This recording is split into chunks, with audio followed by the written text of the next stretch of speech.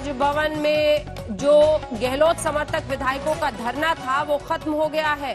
रात 9:30 बजे गहलोत बैठक करने वाले हैं और उससे पहले ये धरना खत्म हो गया। हमारे सहयोगी शरद इस वक्त मौजूद है हमारे साथ। शरद, सबसे बड़ा सवाल तो यही है कि अभी तक अशोक गहलोत कह रहे थे कि जब तक विधानसभा सत्र नहीं बुलाते। रघु शर्मा से बात कर रहे हैं, सुनिए।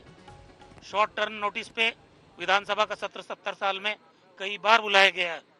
ये हमारा संवैधानिक अधिकार है। ऐसा क्या हुआ कि राज्यपाल आपको लगता है कि आपकी बात नहीं मान रहे हैं? 24 घंटे से ज्यादा हो गया, क्या दबाव है वो तो वही जाने।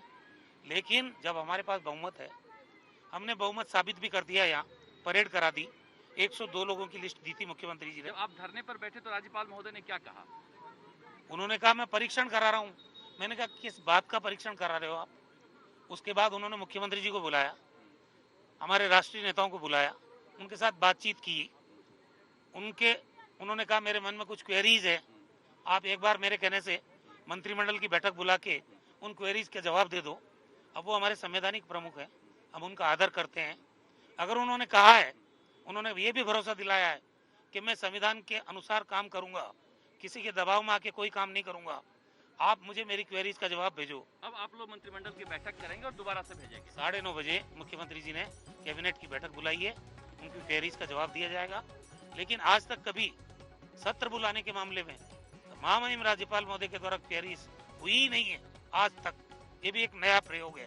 लेकिन क्या वजह लग रही है आपको? मैं कह रहा हूँ भारतीय जनता पार्टी को खून मुंह लगा हुआ है सरकारें गिराने का। और जिस तरह से तांडव मचाया उन्होंने ईडी के माध्यम से, सीबीआई के माध्यम से, इनकम टैक्स के माध्यम से, एक दहशत का वातावरण पूरे राजस्थान में चुन चुन कर, चाहे वो अशोक गहलोत जी के नजदीक लोग हों, चाहे कांग्रेस विचारधारा के लोग हों, उनको जिस तरह से प्रताड़ित करने की कोशिश की गई है। ये महाराणा प्रताप की धरती है, वीरों की धरती। यहाँ कोई आग लग गई घर के चिराग से? कोई आग नहीं लगी। 102 लोग हमारे साथ हैं और अगर हमारे पास बहुमत नहीं होता तो हम विधानसभा का सत्र बुलाने की बात नहीं करते। वही एक प्रॉपर प्लेटफॉर्म है जहाँ दूध का दूध, पानी का पानी हो जाएगा। सच्चाई किसके पक्ष में है? हम लोकतांत्रिक तरीके से मांग कर रहे हैं सत्र बुलाने की, हमने कोई बेजा मांग नहीं की है और ये हमारा संवैधानिक अधिकार भी है। अगर नहीं मांगते हैं, जैसा आप कह रहे हैं कि बड़ी साजिश चल रही है राज्यपाल के जरिए, अगर नहीं मानते राज्यपाल तो क्या करेंगे? वही घोड़े और वही मैदान, लड़ाई जारी रहेगी लोकतंत्र को बचाने की। और ये राजभवन यहाँ से दिल्ली शिफ्ट होने वाला नहीं है, हम यहीं आएंगे वापस और वही पूरी मेजोरिटी के साथ आएंगे। कितने दिन तक बहुमत का आप तिरस्कार करोगे, कितने दिन तक बहुमत को टुकराओगे? अंजना साफ कह रहे हैं रघु शर्मा की कितने दिन तक। तो राज्यपाल से विधानसभा सत्र फिर बुलाने की मांग के बीच ये पूरी बातचीत आपने देखी। एक्सक्लूसिव शरद हमारे सहयोगी बातचीत कर रहे थे वहां मंत्री रघु शर्मा से। अभी ये बवाल वहां पर कम से कम राजभवन से तो उठ चुका है।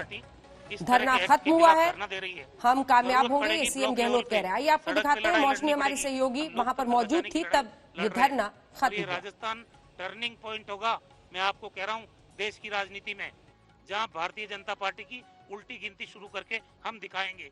किसी गलतफहमी में बीजेपी को नहीं रहना चाहिए। साफ कह रहे हैं स्वास्थ्य मंत्री हैं कि वही घोड़ा वही मैदान, फिर वापस आ जाएंगे राजभवन अगर हमारी बातें नहीं मानी गई। बिल्कुल शरद, धन्यवाद आपका। शरद हमारे सहयोगी वहां पर मौजूद मंत्री हैं इस वक्त राजस्थान सरकार में और रघु शर्मा का ये कहना था कि हम उल्टी गिनती करेंगे और बीजेपी को उसी के खेल में मात देंगे। फिलहाल धरना खत्म हुआ है। राज्यपाल से सत्र बुलाने की जो मांग थी वो लगातार बरकरार है। हम होंगे कामयाब, ये कह रहे हैं अशोक गहलोत।